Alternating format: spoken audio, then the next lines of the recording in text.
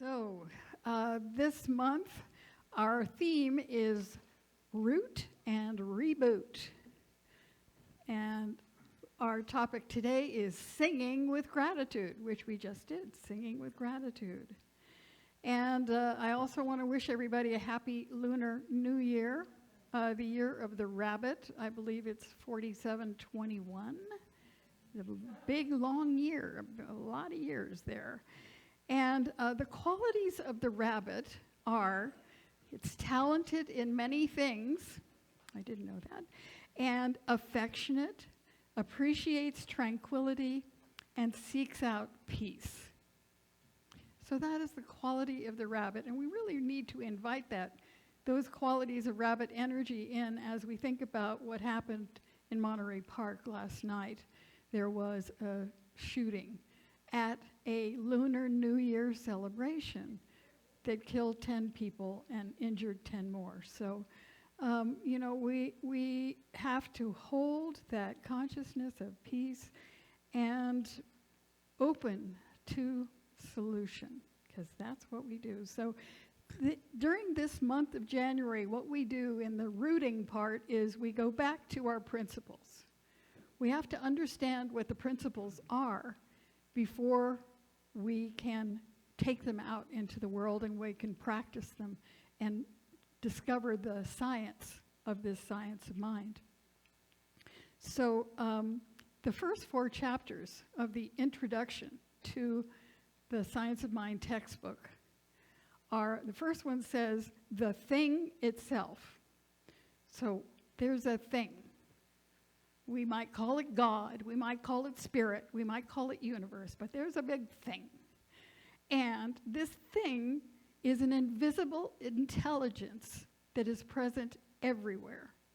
It resides in the very energy of the universe, in all of its balance, in all of its harmony, and all of its wholeness, everywhere. The second chapter is the way it works. And it works for us by working through us. So we have to recognize, oh yeah, there's this thing that is all about goodness. And I'm one with it because I was created out of it. So my essence must be good. My essence must be at one with that universal truth. And we go to the next chapter, which is what it does. And what it does is, it is acting on our thought. When we have a thought and intention with passion and consistency, the universe responds. It's an operations group. It doesn't care what you're thinking. It doesn't care whether you think your thoughts are good or bad. It just says, oh, a thought filled with passion, broop, let's bring in all of the resources, all of the stuff that can bring this to fruition, that can bring it from the invisible to the visible. That's what it does. So this week, the final part of that introduction is called How to Use It. Well, the first thing, how to use it, is we have to remember those first 3 things. That there is a something, that we're part of it, and that we can use it. If we're in alignment with it, it will produce good for us. So remember those 3 things. And it only works if you practice it. Ernest Holmes says, we got too much theory and not enough practice. If you're not doing affirmative prayer on a regular basis, then you're not really practicing the science of mind and spirit. Because that is one of the gifts of the science of mind and spirit to the world, is a methodology and a technology for bringing things from the invisible to the visible. So, what we also have to do is practice thinking in an affirmative way. Now the thing is, I don't know about you, but my thoughts every day, they could go up and down. You know, I could have a good thought. It was like, whatever. I have a good thought. I have a bad thought. I have a, angry thought. I have a jealous thought, an envious thought, all these thoughts. And the question is, it's sort of like the stock market. It goes up and down, up and down, and up and down. But there's a trajectory, right? You follow it over time, there's a trajectory. And what we are striving for is a trajectory that is going more and more and more to the positive. That is thinking more and more about good things, about solutions, about how to make this world a better place, how to make my life feel better to me and to the other people around me. When I was a software project manager, I took this project management class, and they said, if you have somebody come to you with a problem, when they come to you with a problem, ask them to come up with 3 solutions at the same time. If they come to you with a problem, they have to suggest 3 solutions. And that really shifts the energy, because where we're focused on the problem, we can't see beyond the problem. We're stuck. But if we can say, what's the solution to this? Well, we might say, I have no clue. That might be the first thing. Then the second thing is, well, maybe we could, and we just, off the top of our heads, come up with something else. And come up with something else. And you never can tell. Those solutions may actually solve that problem. So that was a valuable teaching. Now, the thing about the intention that we have in our prayer is that you have to believe that it's possible.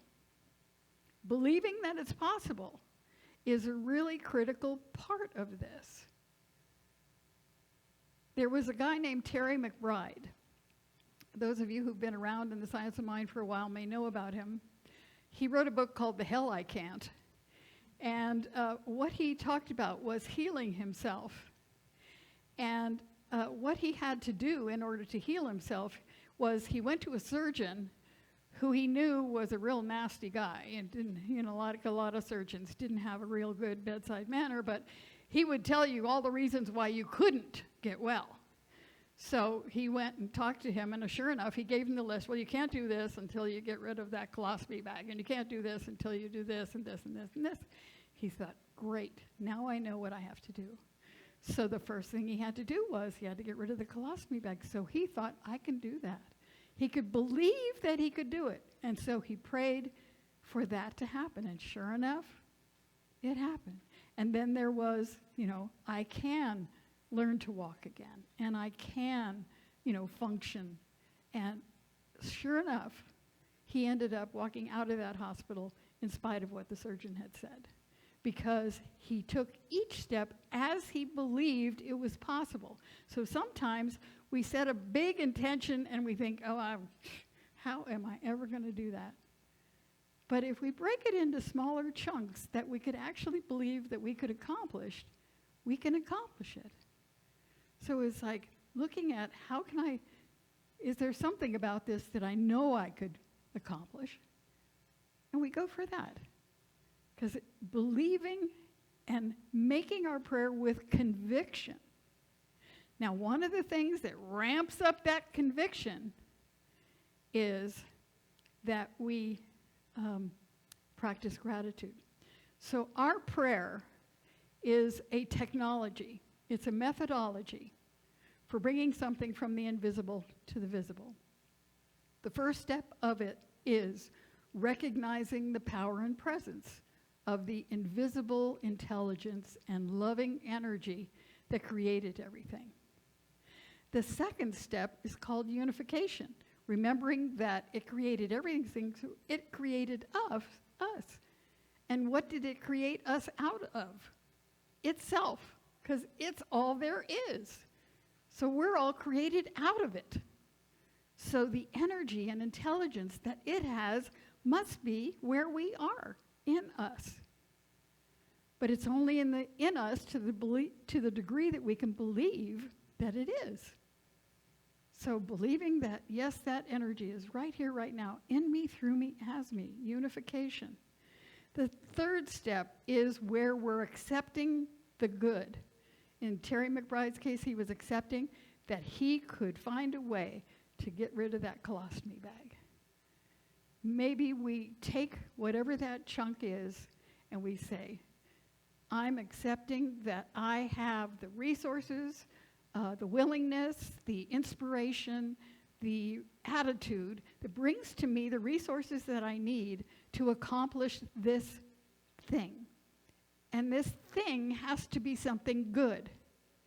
It has to be good for you, and it would be good for anybody, and it would not harm anybody. It would not harm anybody. So we take that good and we hold it as true with conviction, and then we give thanks. Now we give thanks in advance of it showing up, because by giving thanks, we're demonstrating our faith. We're demonstrating that the words that I have spoken, I believe, and so I am so grateful that this is happening now, that this invisible energy is absolutely working on this situation and making it real, making it manifest in my experience. And our thought is forming actually a model that the energy can flow into. So we're grateful that we know how to do that and that we've done it. And then we really demonstrate our faith by saying, okay, now I can release it. I'm going to stop thinking about it. I'm going to let go of any doubt, any kind of second guessing. I'm just going to let it unfold. I'm going to look for that absolute appearance of whatever that good is. So the thing about that is we have an attitude. When we finished that spiritual mind treatment with those 5 steps, the recognition, the unification, the realization, the thanksgiving, the gratitude, and the release, once we've done that, we have an expectancy. We're looking for how it's going to show up. We're looking for the resources. We're looking for the opportunities. We're looking for the things that will show up to bring that into manifestation. Now, Thomas Edison said we also often miss opportunity because it's dressed in overalls and looks like work. So sometimes the thing that shows up doesn't look anything like we thought it was going to show up as. And so how we recognize that it manifested, how we recognize that it is the thing that we asked for, is by how it feels. Because the thing that we ask for is going to bring us a feeling. Maybe it's a feeling of relief. Maybe it's a feeling of love. Maybe it's a feeling of achievement. Whatever that feeling was that the thing you were asking for would bring, you're going to recognize the manifestation of it by how it feels. You know, when I was a young woman, I thought I was going to marry like Jimmy Darren or, Cliff Robertson or, and you may not know who those are, but they were hotties in their day. And you think about, okay, that's who my love interest is going to be. I never thought it was going to turn out to be a, Chinese man 20 years older than me. But it was. That's just how it turned out, because it felt right. Because it felt like home. It felt like love. It felt like support. It felt like all of the qualities that I thought a loving relationship should have. And so that's how it shows up. It doesn't show up how we think it's going to look sometimes. But we'll know it by how it feels.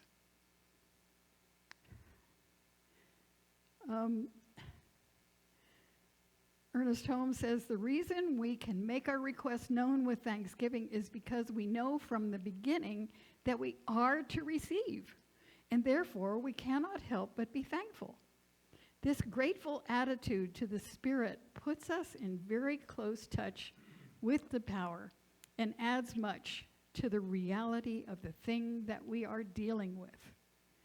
Now, Holmes says the treatment, and that's that 5 steps that we've done, that affirmative prayer is called spiritual mind treatment. He says that that is an intelligent energy in the invisible world.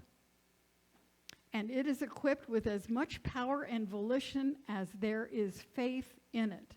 So we have to let that power flow through the words that we speak.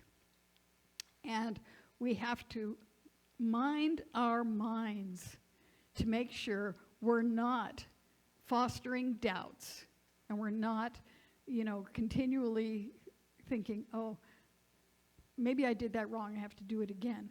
You could do it again, but, you can do it once and know that it's happening.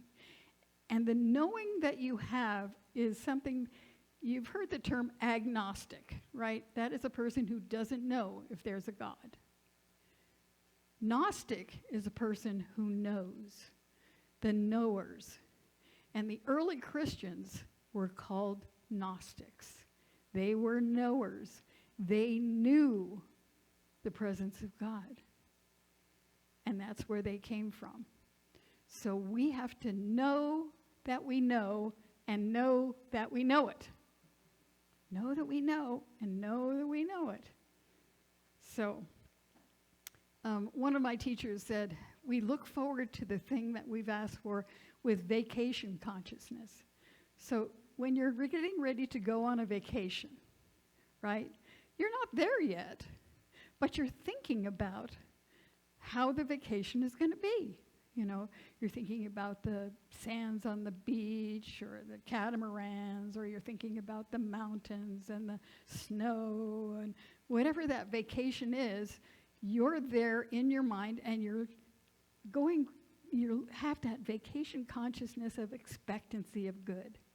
So we are keeping that vacation consciousness in our minds around this particular thing that we've asked for. And we have, problems sometimes with gratitude. First of all, somebody might give us a compliment and we say, oh, this old, they compliment something we're wearing. We say, oh, this old thing, Or we say, oh, I bought it at the thrift store. It's no big deal, Well, don't say that. Say thank you. They're appreciating you, and we give thanks for the appreciation. If you want to see a little lesson in that, there is a YouTube video of Amy Schumer compliments. It's sick, but it shows how, all of these women are denigrating the compliments that they're being given until finally one of the women actually just says, thank you. They complimented her on her coat, and she said, thank you. And they all, shoot themselves, jump in front of the bus.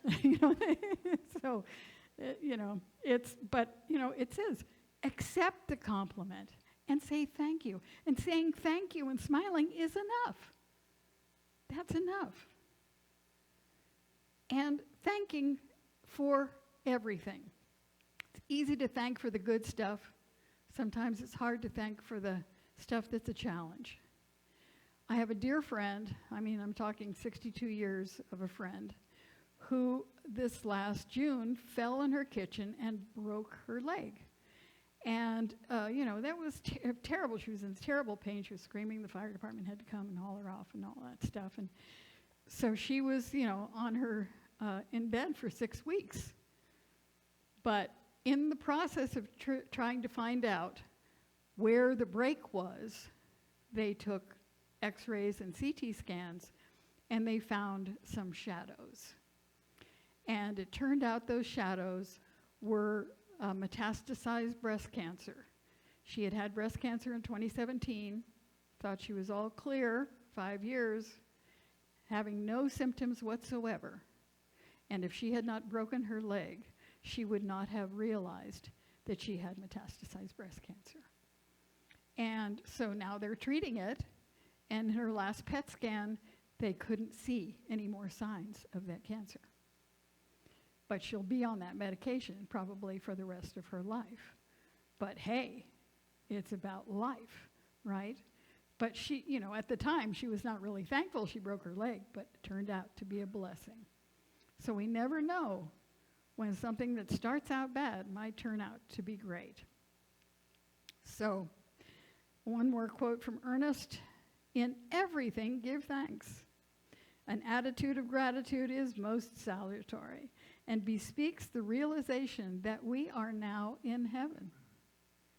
How we love to do for those who cooperate with and are grateful for our small endeavors. Gratitude is one of the chief graces of human existence and is crowned in heaven with a consciousness of unity. So I would invite all of us to do gratitude practices in addition to prayer. You could have a gratitude buddy. So for instance, Reverend Madeline and I text our gratitudes to each other every evening. And just doing that, making myself think about what I'm grateful for every day is a real blessing. And she also does those gratitudes with her husband, Gary. So if you have a partner or a husband, you can do it with them. But otherwise, if you have a friend, you could just, text them. You don't have to make it a big deal, but share that. Or have a gratitude journal where every day you write down what you're thankful for that day. Have at least 3 things that you're grateful for every single day. And doing that practice can actually shift the whole energy of life.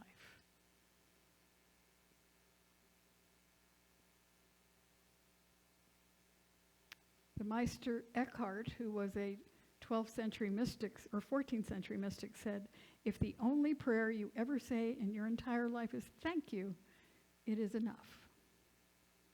So we are grateful for this moment, for our lives, for the sunshine, for heat, for all of the things. At this point in my life, I'm grateful every time I wake up in the morning. It's like, oh, I'm still here. Yay. So remember to be grateful every single day. Let's take this to prayer. So once again, we step into the realization of that power and presence of the one life, the one intelligence, the one love. And we remember that we are one with it, that all of that intelligence, all of that love, all of that energy is right here, right where I am. And it's right where we all are as incarnations of the one. And so I speak my word accepting and knowing that this realization of the generative energy of gratitude carries us into new experiences, new situations, and new openings for opportunities to express our gratitude and to be grateful. And so, with great thanks for this shift, for this opening, for the grace of God being made manifest through us, in us, as us now, with love and joy, I release my word into the law, knowing that the law is fulfilling it even as I speak it and bringing it into perfect manifestation. And we affirm this together as we say, and so it is.